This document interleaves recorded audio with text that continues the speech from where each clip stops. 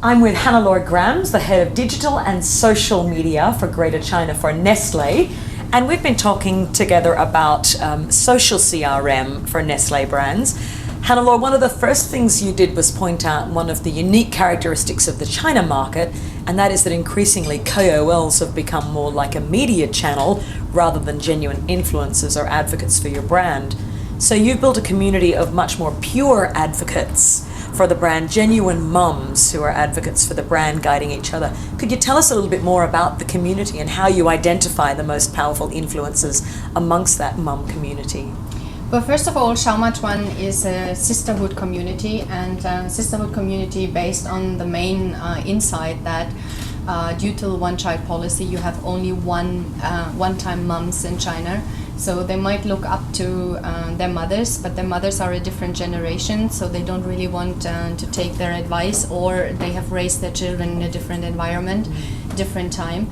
So there's literally nobody these young moms can look at for advice, and they're seeking for advice because 80% of the young moms, they are looking for advice online, for example, in China.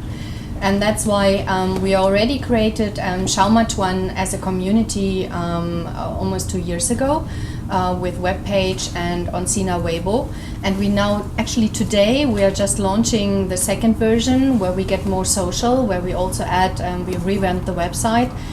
We will add new features, but we will also, we will also add mobile application and then go into WeChat. And that's how, through these big sisters, which we identify, which will then be the ones which are mostly asked and mostly consulted by younger moms, by the ones who are just pregnant, and the ones who are more advanced are the big sisters, and the ones who are just pregnant and seeking for advice are the little sisters.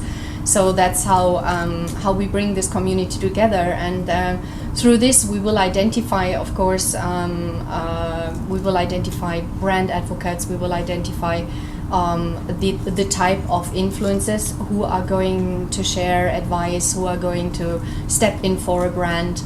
All this, what we are normally, how we normally measure for other brands in other markets, our brand advocates. You mentioned WeChat. This is quite a significant move, isn't it? Moving to a mobile-only platform for your social CRM, which I guess reflects part of the different dynamic in China, being much more a mobile-based market.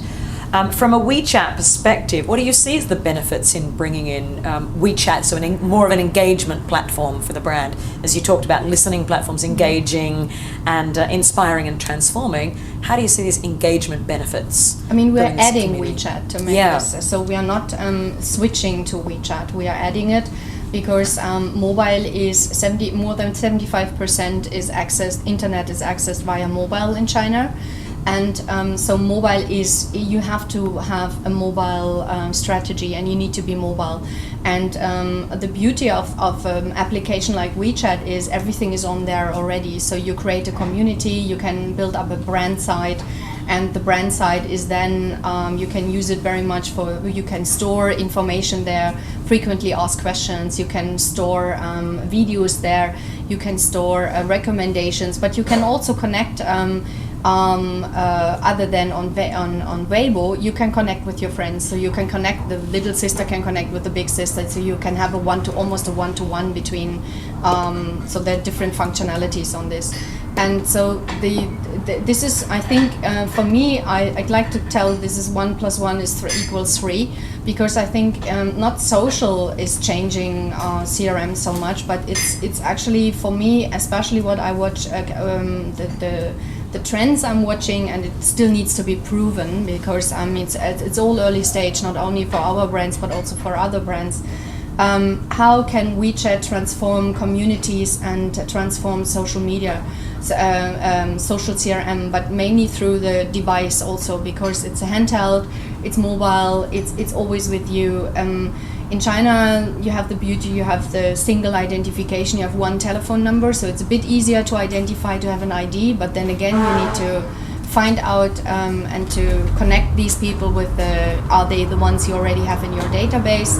But I think there are a lot of opportunities when it comes to consumer service, for example. So you can funnel questions, pre-funnel questions, you can learn from your questions you get from in your consumer service. You can put them, for example, on WeChat and be active and put the FAQs out there already. Okay, they would then be automated, so we need to see and learn how this will be accepted by the mothers. Right. But we are doing this actually also with our YS community for infant nutrition.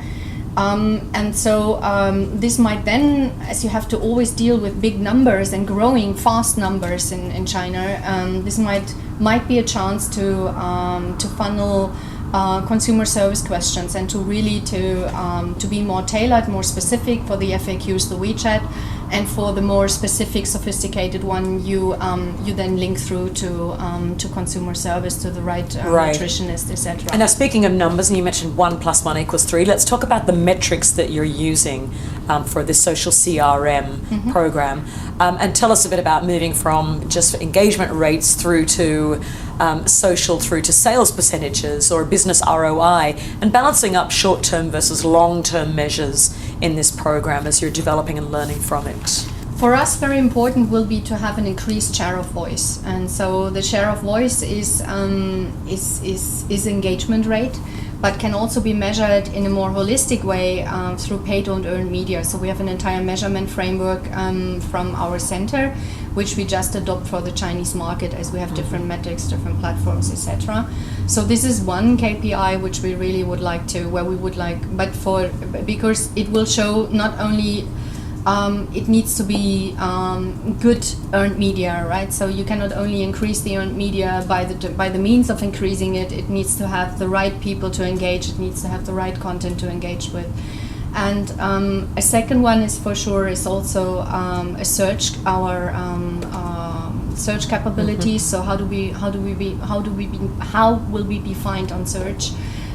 Something else which is still very important in China and is completely different to other markets is impressions, because you don't have, if you still, fan base is a bit is different to a fan base to Facebook. If you look into a fan base at Sina, you also don't have this first level of engagement as a brand. So and there is more eyeball measuring, because there is not so much comments and engagement on a way like either it is very much or it is not, but there is a lot of I have seen this but I don't act. So that's why you need to measure the eyeballs and measure the impressions, which makes it even more difficult for us because the impression, it leaves it on a very sophisticated level. So we definitely want to go into share of voice, and then at one point also compare the share of voice with our market share. And therefore we also have a dedicated framework which comes from our center, which we need to which we are slowly introducing into China, which will help us to identify and to create better share of voice. Okay, and what about a sales connection? How are you going back to prove that this is actually delivering an ROI for the business? This is a great investment to make, either short term or longer term. Well, yes, this is actually very important. We need to, at one point, identify the sales to the social to sales conversion ratio, and this is something as the Taobao Tmall system is already very coherent in itself. So therefore, we need to see how social is driving sales into Taobao Tmall, where we have our shops, mainly our shops or our infant nutrition shop. But that's a very crucial KPI. Short term, I would say even short term. Both are short term and also should be seen long term. If it comes to long term KPIs, I would still stay with the same, but then you look more into the trends, and then it comes all back to how do I drive these KPIs, and then you come back to content, and then you come back to proactive listening, and this is how you close the loop. Where you really have to set up more and more and better processes, what we do with our brands and also through our Chinese digital acceleration team, to see how we can better engage and find the right content, the relevant content on a daily, a weekly and a monthly basis. And you're serving different kinds of content to your most influential mums in this community, your most popular big sisters, as you refer to them? Well, not for the moment, honestly, because I mean they also create their own content. I mean, ideally, but of course we are having regular content which we are serving, of course, and where we try to have different content on different platforms. So you cannot just adopt the same content. And also already out of the nature, Weibo is a complete different social platform than WeChat. So. And then there are some restrictions also where you have to deal differently with WeChat. WeChat is like an application, but it's a social application, so it's already there. So you can store, as I said earlier, videos. You can store FAQs. You can store numbers. You can store.